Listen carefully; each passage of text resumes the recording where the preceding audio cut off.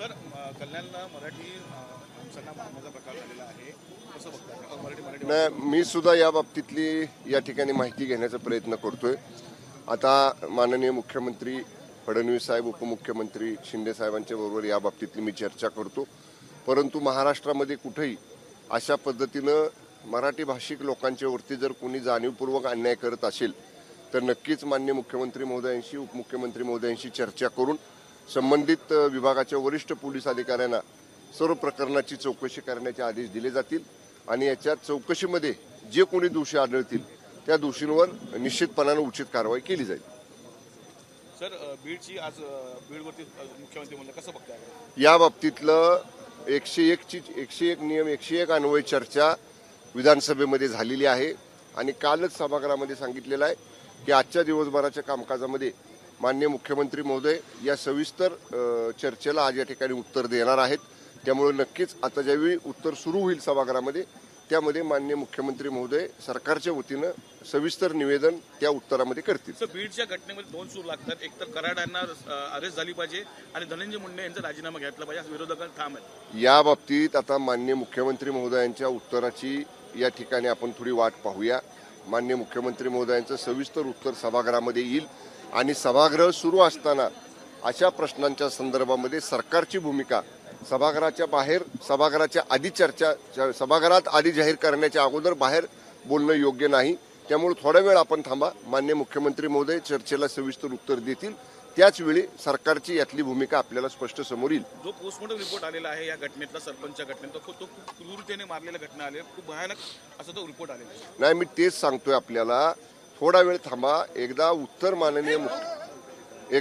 माननीय मुख्यमंत्र्यांचं सभागृहामध्ये येऊ द्यात. त्या उत्तरामध्ये सगळ्या गोष्टी या ठिकाणी ज्या काही आतापर्यंतच्या चौकशीमध्ये समोर आलेल्या आहेत त्या सभागृहाच्या निदर्शनाला आणून दिल्या जातील. मी आता सांगितलं आपल्याला की कालच ती घटना घडलेली आहे.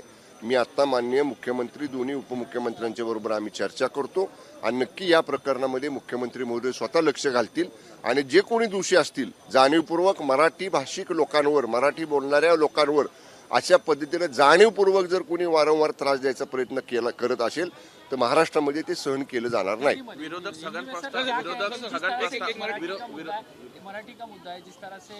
इस बारे में जो मराठी भाषिक लोगों के ऊपर हमला हुआ है मुंबई में, इस बारे में मैं अभी सदन चालू होने के बाद माननीय मुख्यमंत्री महोदय से और उप मुख्यमंत्री महोदय से चर्चा करूंगा और ये दोनों ही इसमें दखल देके इसकी जांच करवाने के आदेश जो भी है वो सभागृह में इसके बारे में स्टेटमेंट देंगे और जो स्टेटमेंट सरकार की तरफ से सभागृह में आएगा उसके बाद वो स्टेटमेंट के तरफ पुलिस आगे की कार्रवाई करेगी. काँग्रेस कार्यालयावर स्थगन प्रस्ताव आणला जातो.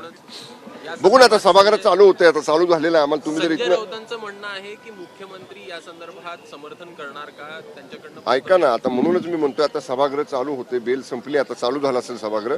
आम्हाला हाऊसमध्ये जाऊ द्यात. निश्चितपणे सरकारची भूमिका सभागृहात आम्ही स्पष्ट करू. सर्वांचं लक्ष लागलेलं आहे ते खाते वाटपाकडे. अधिवेशन संपत आले. होईल ना, लवकर होईल असं माननीय मुख्यमंत्री महोदयांनी सांगितलेलं आहे. आपण जसं सर्व माध्यम प्रतिनिधी खाते वाटपाची वाट पाहताय तसंच जे आमदार आहेत, जे मंत्री आहेत ते सुद्धा सगळे वाट बघतायत. कदाचित लवकरच या बाबतीतला निर्णय मुख्यमंत्री महोदय आणि दोन्ही उपमुख्यमंत्री महोदय जाहीर करतील. धन्यवाद. तर कल्याणच्या घटनेमध्ये मुख्यमंत्र्यांनी लक्ष घातलं असल्याचं शंभूराज देसाई यांनी सांगितलंय. कल्याणमध्ये शुक्ला नावाच्या व्यक्तीनं मराठी कुटुंबांना मारहाण केली. गुंडांकरवी ही मारहाण करण्यात आली. तुम्ही मराठी माणसं घाणेरडी आहात, तुम्ही मासे खाता, त्यामुळे तुम्हाला वास येतो, अशा प्रकारचं वक्तव्य त्यानं केलेलं होतं. एबीपी माझा, उघडा डोळे बघा नीट.